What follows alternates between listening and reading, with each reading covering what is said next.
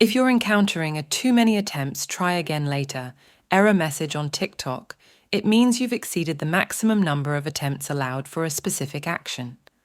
To resolve this issue, here are 4 quick guides. Remove previous attempts. Tap and hold the TikTok app icon. Tap App Info. Scroll down and tap Data Usage.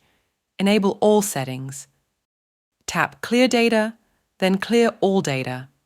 Wait it out. Often, this error occurs because you've attempted the same action too frequently within a short period. Wait a few hours before trying again. Check your internet connection. Open Settings. Scroll down and tap Additional Settings. Tap Developer Options. Scroll down and tap Wi-Fi Scan Throttling. Toggle on Always Mobile Data. Update the app.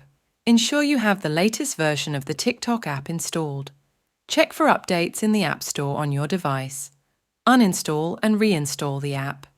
If none of the above steps work, try uninstalling the TikTok app from your device, then reinstall it from your Google Play Store. Following these steps should help resolve the too many attempts error on TikTok. Thanks for watching.